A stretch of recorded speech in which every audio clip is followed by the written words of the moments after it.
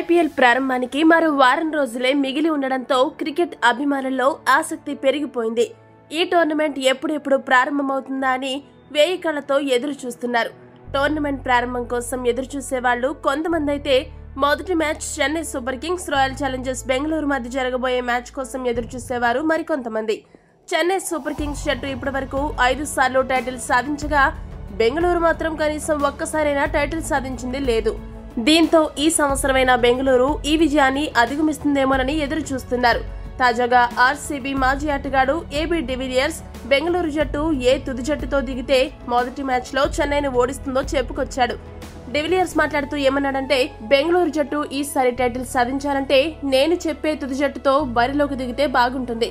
మొదటగా బెంగళూరు జట్టుకు ఓపెనింగ్ చేసే బాధ్యతను Virat Kohli, Faf du Plessis తీసుకోవాలి. 3వ స్థానంలో రజత్ పాటీదార్, 4వ స్థానంలో ఆల్రౌండర్ గ్లెన్ మ్యాక్స్వెల్ వస్తే బాగుంటుంది.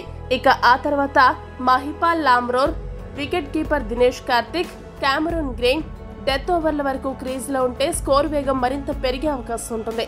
ఇక ఈ జట్టులో స్పెషలిస్ట్ ఫాస్ట్ బౌలర్లుగా మహ్మద్ సిరాజ్, అల్జారీ జోసెఫ్ తో పాటు ఆకాష్ దీప్ వ్యవహరించాలి. స్పెషలిస్ట్ స్పిన్నర్ గా మాత్రం కరణ్ శర్మ జట్టులో ఉండాలి. ఈ జట్టుతో దిగితే గనుక బెంగళూరు జట్టు సిఎస్కేను ఓడించడం ఖాయమని చెప్పుకొచ్చాడు. ఈ వీడియో గనుక మీకు నచ్చినట్టయితే లైక్, షేర్, కామెంట్ చేయండి. మరిన్ని స్పోర్ట్స్ అప్డేట్స్ కోసం మా ఛానల్ సబ్స్క్రైబ్ చేసుకోండి.